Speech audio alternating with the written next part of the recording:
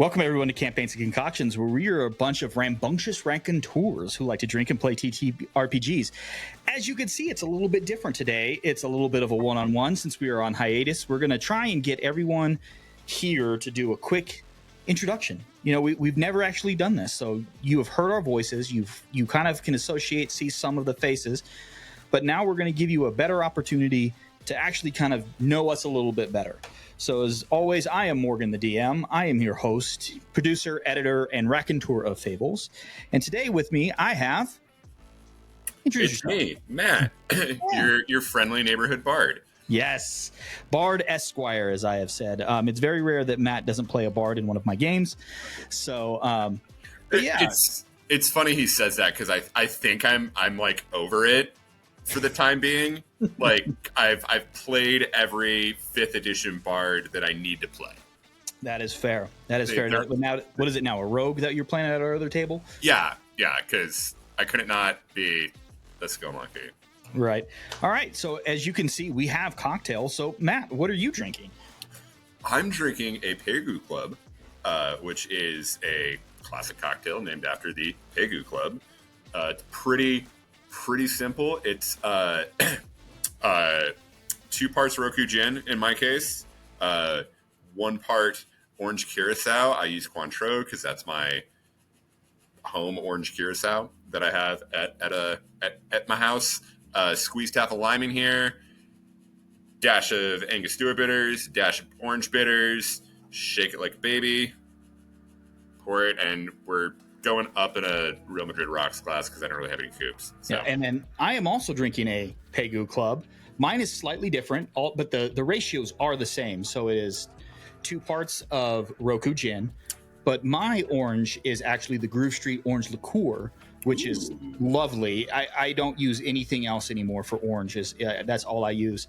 And then I use probably about half an ounce of lime juice, 2 dashes of Ango bitters, no orange bitters, shaken like a baby, I guess is the best way to say it. I was trying to come up with something, I had nothing. And then I poured mine into an Applefest wine glass, which Applefest is in Cedar Ridge, Colorado. It's a blast you should go to. I actually doubled mine up, so mine's pretty big, but it's cool. Mine's like kind of doubled too. So yeah. So it's funny. Orange bitters. I bought them on sale somewhere, or maybe it was a liquor store going out of business or something, and then took all of my stuff to make cocktails to a friend's house for a movie marathon day, and I left my orange bitters behind. Ooh. And he was just sending me pictures with, basically him making a drink with the orange bitters, and I was getting upset. Rebecca was outright livid, my partner, because they were her orange bitters. Like, fuck off. Stop using my orange bitters. Matt's partner she's a singular woman. I adore her very much. I am both non and absolutely terrified of her at the same time. So I love you, Becca. You are one of my favorite people. I do absolutely adore you. So just to kind of give you guys an idea, we're going to have a couple of questions here, nothing long, and depending on how everybody answers these, we're looking for short stuff, but this is our first one, so welcome in a little bit of insight. We'll probably do this for each campaign, a little bit of a variation as we take our breaks and everything, but this is campaign 1, so we're going to go ahead and get started. So Matt, why don't you go ahead and tell us how you got into tabletop RPGs? So yeah, I will say, like, I do want to shout out Critical Role here. That was a huge part of what got me into Dungeons and Dragons, and I don't think without something like that, the actual play RPG space exists quite the way it does at this point, right? So that was a big part of it, but it was mostly Curtis's fault. Actually, so Curtis and I have been friends for, oh my goodness, 13, maybe 14 years. Basically, my entire adult drinking life, I have known Curtis at this point. Essentially, as long as John and I have known each other. Curtis and I back in the day would. him and his roommates at the time would have people over to play board games on a pretty regular basis, and I was a part of that. Where it was probably once a week, maybe every other week that anywhere from 3 to 6 of us were getting together at their townhouse to play board games. Life happens. I started bartending where I was working a lot more evenings. Had a kind of a weird, crazy amount of sales jobs there for a little bit where I wasn't spending as much time with those people. Curtis got married, started having kids. And I'm bartending at the bar that I have been hanging out at for a very long time. And Curtis also used to hang out there with me. And he walks in one day because I was working with I'll never forget Aubrey was there, his oldest. And he comes in, sits down at the bar. Aubrey just climbs up on the bar stool, sits down next to him. It was adorable. And Curtis looks at me and goes, "Matt, I've leveled up as a nerd." And I was like, "Curtis, are you playing Dungeons and fucking Dragons?" He's like, "Yeah." And I was like, "Can I play?" "Yeah." And I think less than 2 weeks later, I'm in Dustin's apartment at the time with a character sheet that Nate had made for, what was essentially his stepchild at the time that he just kind of thrust on me, trying to figure out how to play an Eldritch Knight after watching Critical Role where no one's playing a fighter for, 6 months prior to that. That's kind of how that all started for me. And, I think I've been playing with, kind of our core group of people, and I've been doing tabletop RPGs on a at least bi-weekly basis pretty much ever since. And that was 8 years ago. It'll be 8 years in October. It's got to be longer because I think I'm at 8 years at this table. So I'll never forget, and this is the only reason I know it was 8 years. The first time I went to play, I met the players, and I was told one person was absent. It was John Stone, because he worked in politics and he was out campaigning, and this was right before the 2016 presidential election, right? And then, we could, if we really want to get into it, we can get into the rant John went on, but we don't need to do that. I'll let him. Yeah, so it would have been. Yeah, so the only reason I know exactly when I started playing D&D is because I measure it in United States of America presidential elections. Well, actually, you know what? I think it's both 8 for us because I actually was not very far behind joining the group. You weren't. Yeah. So because I think a lot of us so I was reconnecting with John at that because John and I met in college as undergraduates. Shout out Kim Clement's class. Hey, Kim, I love you. I'm going to see you in a couple of weeks. But yeah, I guess it was 8 years for both of us. So yeah, awesome, dude. That's a great story. I think it's going to be hard for some other people. I think maybe Nate might get you on that one.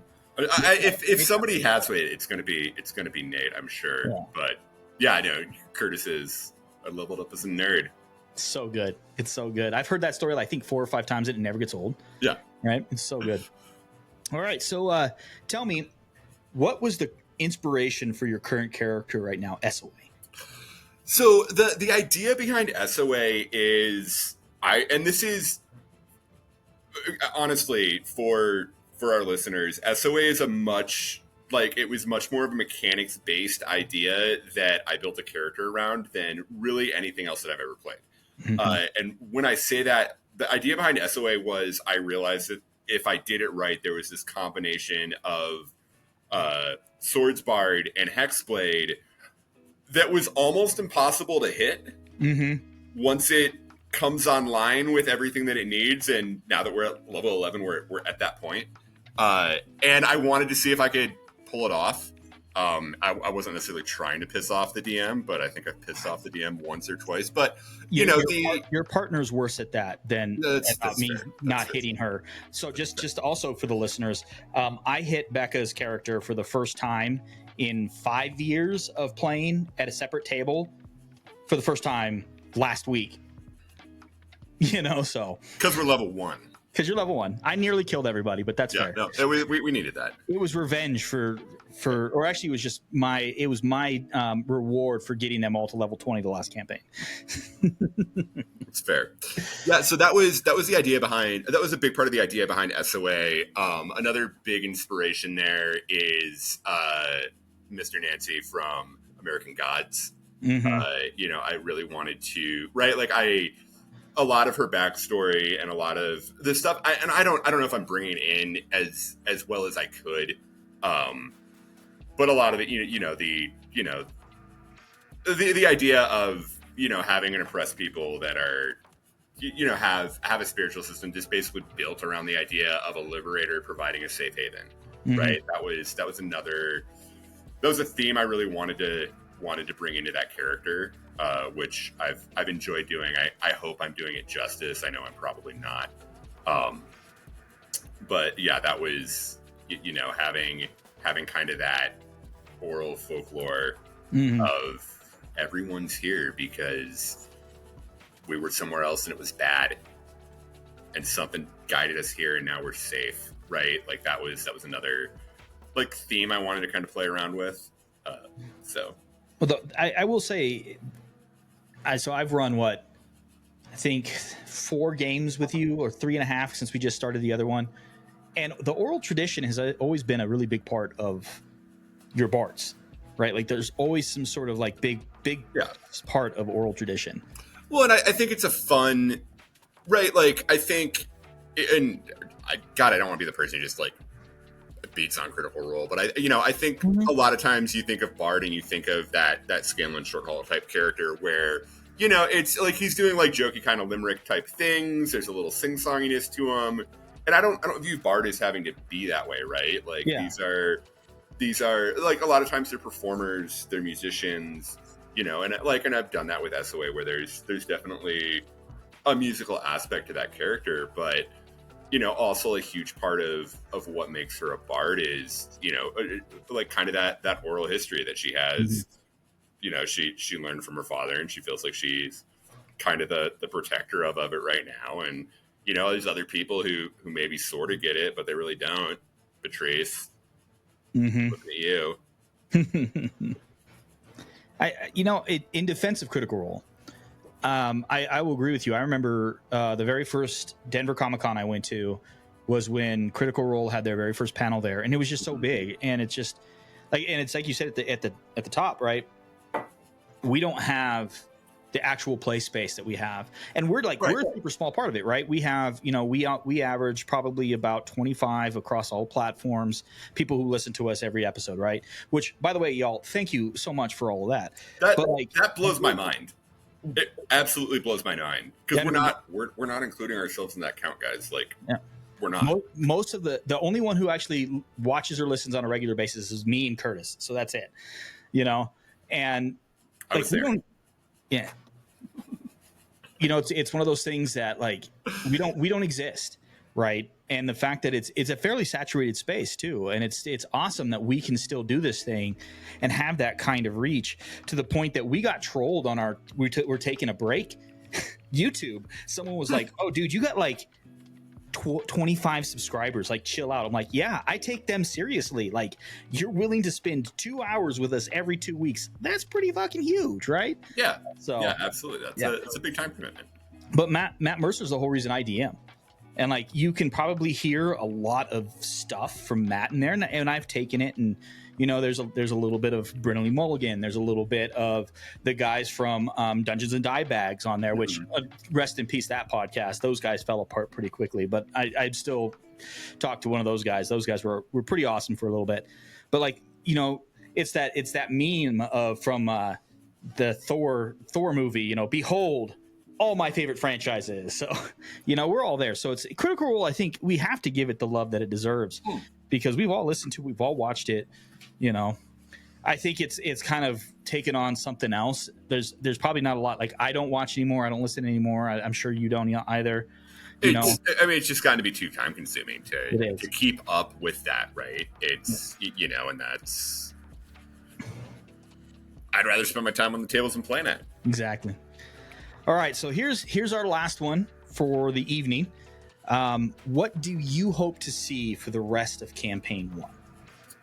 Ooh, I figured I'd end on a banger. Yeah, so I think for both Matt and SOA actually, right?